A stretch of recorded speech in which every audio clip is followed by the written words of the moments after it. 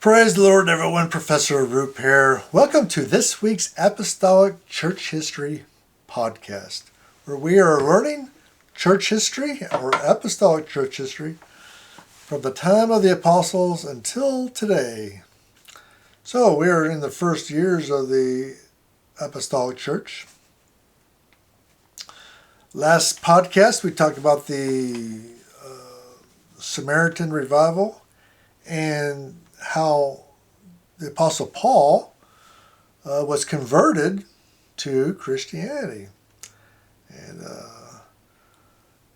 back then his name was Saul. Now, Saul was the Jewish version of his name.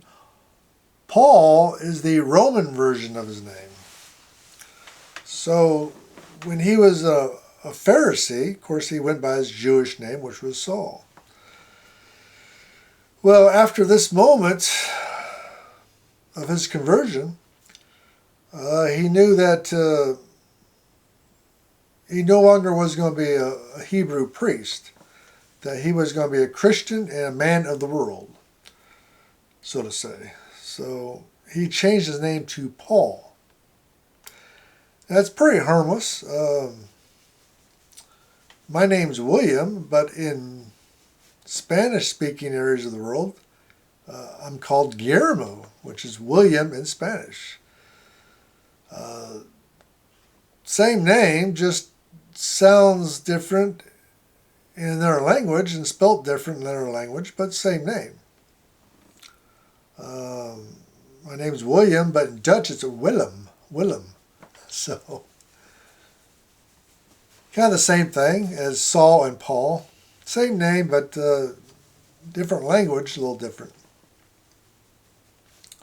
So there's no spiritual reason for the name change. He's just wants to appeal to all people of his world, not just Hebrews or Israelites. So we read in the book of Acts chapter 8 verse 3, it says, "As for Saul, he made havoc on the church, entering into every house and hauling men and women and committing them to prison." So Saul was with the temple guard arresting people. Now, why would the Roman Empire allow that? Because they were in charge. Well, because the Jews were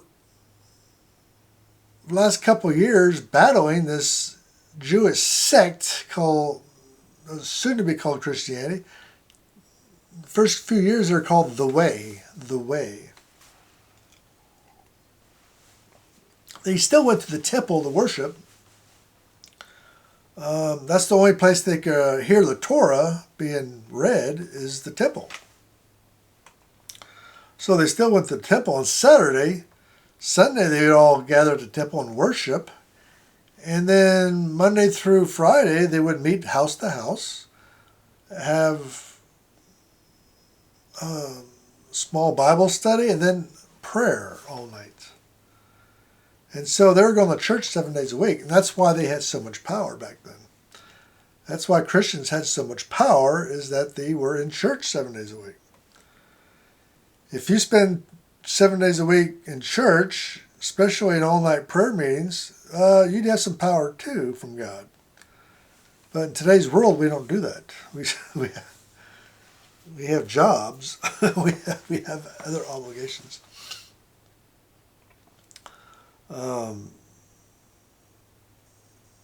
It would be nice if I just spent all day in prayer.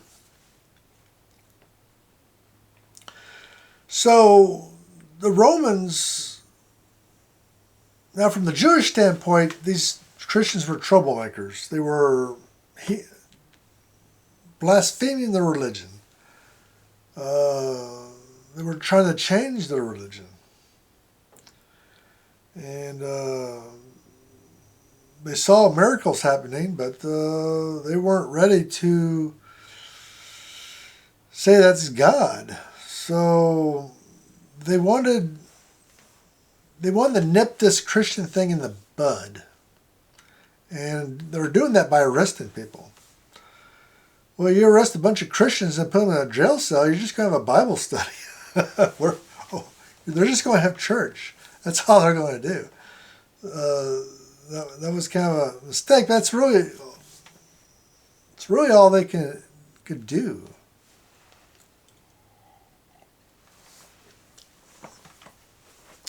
Now, the Roman view is that they wanted peace and quiet. They just wanted happy taxpayers.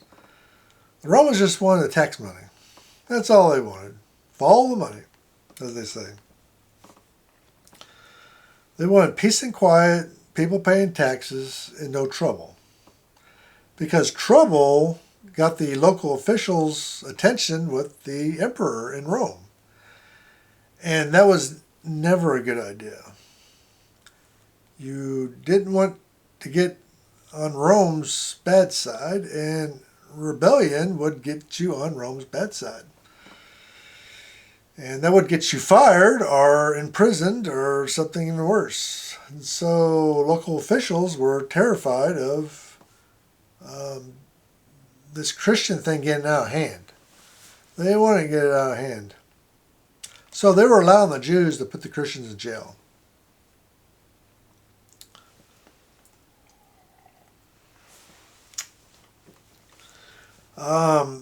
When this was happening in Jerusalem, okay, fine. But when Herod started persecuting the church in Jerusalem, Christians started spreading out all over the region. Now it's a different story. But they gave, I won't say permission, but they gave a blind eye to Saul to go to Damascus to arrest these Christians. And that's really the only time that I know of that the Romans kind of looked the other way when the temple guards went outside of Israel to arrest people. That was kind of a no-no back then. But they made this one exception. After this one exception, apparently the Romans put a stop to it. So the Romans are just trying to contain it because they wanted taxes to keep flowing. The Jewish wanted to contain it because they wanted to keep their religion pure. The Christian view is, hey, we're not hurting anybody. We're worshiping Jesus in the temple and in our own private homes. And it's nobody's business what we're doing there. The Christian view is what we do in our own homes should be our business. But they were being persecuted, so they had to leave. And they're worshiping Jesus in Damascus now, and it's like, leave us alone. We're not hurting anybody. We're paying our taxes to the Romans, paying our taxes. They're going to synagogue, but they're not causing trouble. At least I don't think they were. They're listening to the Torah being read. They're the only ones that had the Torah. None of the Christians had it. Because they were big, they were bulky, hard to carry, and they're very expensive to produce. Because the Torah had to be written by hand. And it was a process. Remember, no printing presses back then. So that was the three views on the early Christian revival after the day of Pentecost, where thousands of people, Jews, they were remaining Jews. They weren't a separate religion at this time, but they were remaining Jews, just that they were seeing the Messiah as Jesus as the Messiah. Whereas the rest of Judaism said, no, he's still coming. because the Pharisees thought that Jesus, or the Messiah, the Messiah would come and chase the Romans out. He would come with swords, an army. He'd bring an army with swords, drive the Romans out, and bring in New Jerusalem. Because they were thinking the second coming of Jesus would be the first coming of Jesus. They never saw the first coming the way it did. They were always looking towards that second coming. And today we see Jesus as a second coming to judge the world. And he will have a sword. So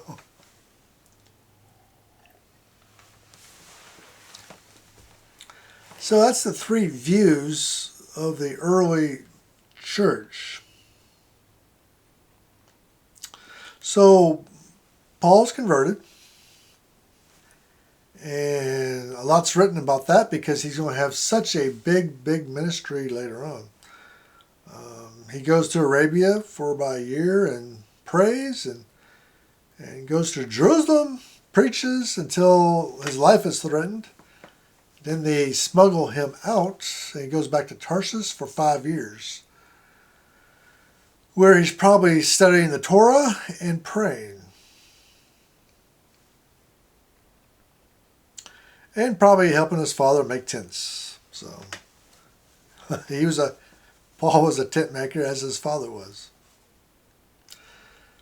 So Acts chapter 8 verse 3, Saul is persecuting Christians in Jerusalem. And then Acts chapter 8 verse 4, very next verse, it says, therefore they were scattered abroad,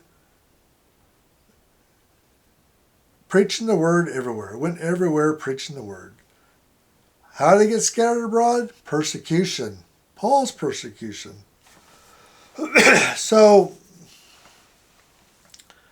the Christians he would later meet in other parts of the world were Christians that Paul persecuted. So ran out of Jerusalem. So he's got to see these people outside of Jerusalem say, yeah, I drove you out of Jerusalem, but I was wrong. I made a mistake. But that's you disrupt people's lives so thoroughly. It's hard to repent of it. From Paul's writings afterwards, it seems he had a guilt complex. He was guilty about all that. What he did to the church in early year, 2 years. He certainly had a guilty complex. So I call that the dandelion effect, or psychologists call it the dandelion effect. It's where you blow a dandelion, all the seeds float away in the air. When you persecute Christians, you don't end what they're doing. You just scatter them, like the seeds of a dandelion.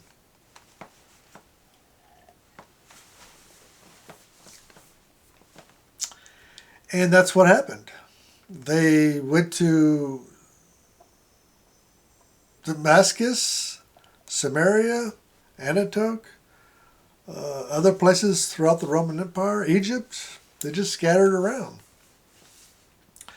And when they scattered around, they just started preaching that Jesus was Messiah, and they started churches. So that didn't do much good. So let's talk about, they scattered all over the Mediterranean. If you read the Acts chapter 2, the day of Pentecost, they had devout Jews there, and they're from all over the Mediterranean. North Africa, Spain, France, Italy, Greece. Jews from all over, devout Jews were all over, were in the day of Pentecost when they got saved. And so they were scattered around. And missionaries went out. The 12 apostles went out preaching. The 70 disciples that we find in Luke chapter 10, they went out preaching. And all of the other followers of Jesus who followed his ministry, and there were many more, they went out preaching. A misconception is that Jesus had 12 followers and a couple more, and that was it. They went around in a small group. Well, that's not true. Scripture tells us different. When Jesus needed 70 people to go out and preach, in Acts chapter 10, he had 70 readily available. And I'm sure there was a lot more to pick from than 70. So he had quite a few people around him. And they all went preaching all around the Roman Empire. Now, some went to England. There's some evidence to that effect. From about 37 to 42 A.D., we have evidence that apostolic missionaries went to England and started a church. One of those was Joseph of Arimathea. Joseph of Arimathea was the wealthy man who helped Jesus' carry his crossbar to the stake or the cross. Now, they did carry a crossbar because the Romans crucified people almost every day. Certainly every week, but every other day, every day, probably fluctuated, but the Romans crucified people all the time. And that's because they had no prison system back then. They didn't have any prison system.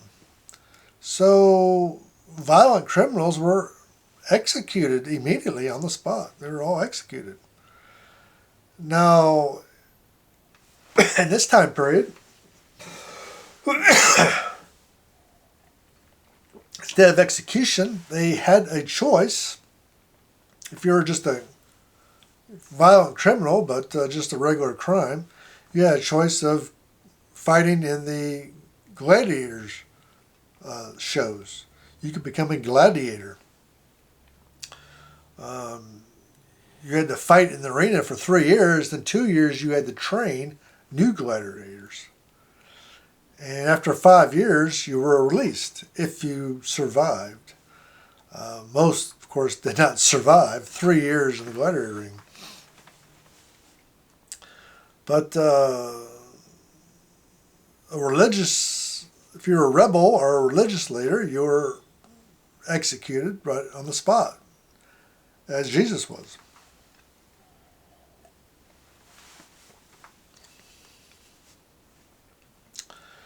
So the Romans were executing people all the day by crucifixion. So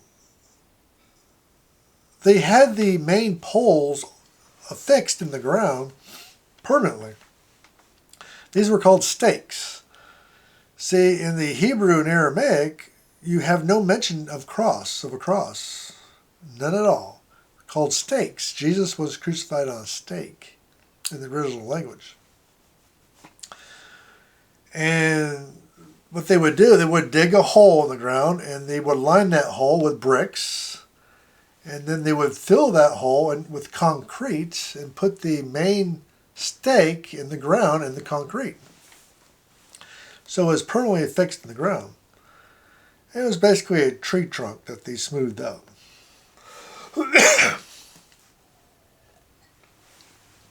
And so when somebody was executed, going to be crucified, they would have the condemned carry the crossbeam.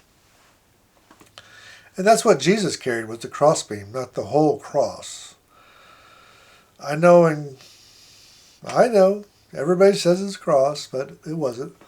It would just carry the crossbeam uphill.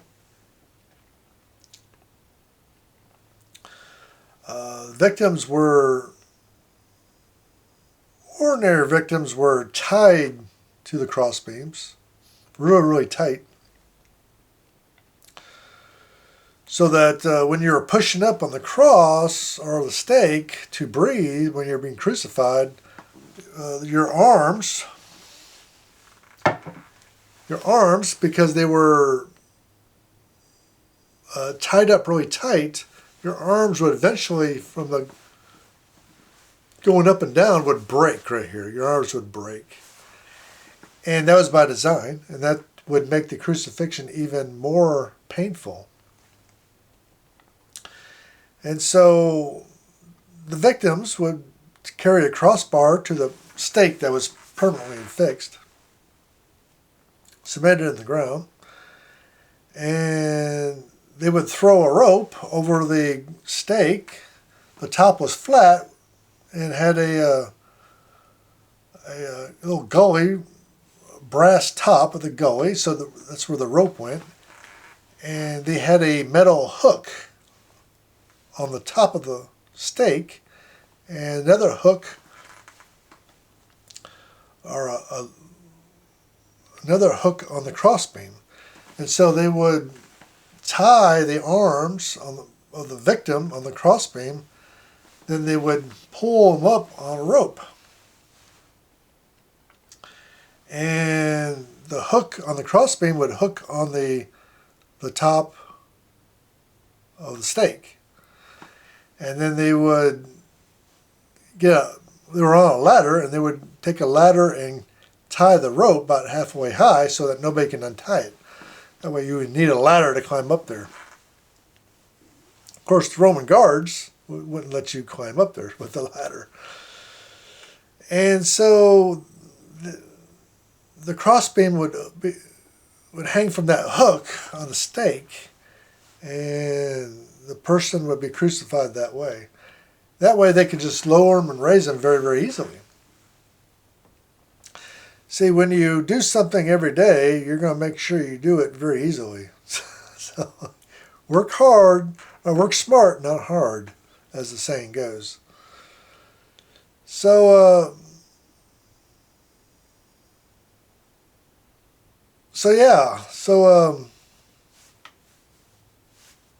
people were crucified all the time. And the Romans tried to make it easy on themselves. And because Jesus was a religious leader, so any kind of religious or rebel or somebody who would have a large following, not only would they be tied to these crossbeam, but also nailed. Because you can untie someone. If you have a large following and overpower the Roman guard, you can untie them, but it'd be much more difficult to take the stakes out. Just the trauma of taking them out might have killed the victim. So, after the crucifixion, the 3,000, most of the 3,000 went back home, started churches. Joseph of Arimathea, who carried that crossbeam for Jesus,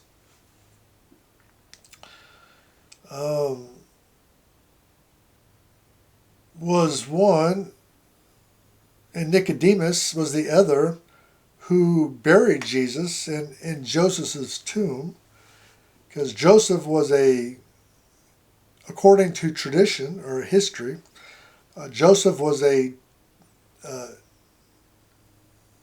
merchant for tin from Great Britain to Israel. He would take ships, go to Great Britain, or Britain as was back then, and load up with tin and bring it back to Israel and resell it. And that's how Joseph made his money. That's why he was rich. And that's why he had that nice tomb.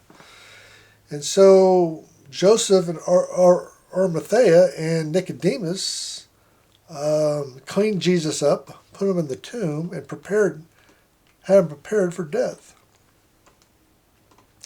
Now, both these gentlemen, both Joseph and Nicodemus, were both officers of Sanhedrin. They were priests of the Sanhedrin. So they weren't just ordinary people, they were people of some influence. People who were highly educated. They weren't nobodies, they were somebodies. And so that's how Joseph apparently was converted. Church tradition or history tells us that very soon after Jesus' crucifixion, probably after the day of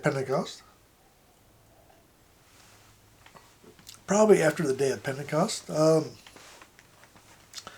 Joseph went to Britain and stayed in Spain for a while, which was normal. When you sailed to Britain from the Mediterranean, you always stopped in Spain, because that's the last real spot to stop to get supplies, fresh water, things of that nature. So Joseph is on record as preaching in Spain, and then he goes to Britain and is a missionary in Britain, and he preaches and starts churches in Britain. In fact, he lives to about 86, has many Christian followers in Britain, and when he dies, a dozen Celtic kings carry his body to the tomb in Britain.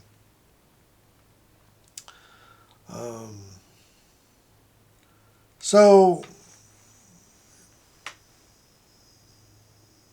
missionaries go all over the Mediterranean, even as far as Britain itself.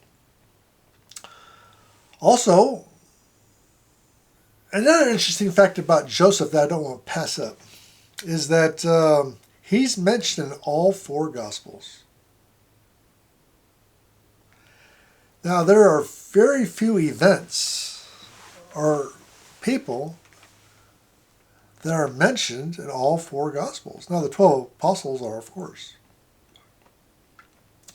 But he's mentioned in all 4 Gospels. It's Matthew chapter 27, verses 52 to 60. Book of Mark, chapter 15, verses 42 to 64. Book of Luke, chapter 23, verses 50 to 53. And the book of John, chapter 19, verses 38 to 42.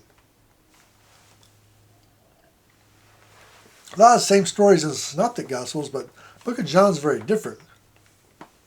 But he makes the book of John too. So that's quite an honor in all in itself. So that's certainly something we should notice, is that he made all 4 Gospels. Another man who, as tradition tells us, went to Britain and started churches was Aristobulus of Britannia. Aristobulus of Britannia. Now, Aristobulus was a Greek name, and is a very common name in the day. Even though it sounds kind of funny today, it was a common name of that day. And so there is evidence that he also went there as well. So I think we got to talk a little bit more about that next episode. This episode is over, and thank you for tuning in and listening. If you have any comments, put them in the comment section. Good comments or bad comments. And remember, don't give up on religion until you've tried Pentecost. Thank you, and God bless you. See you next week.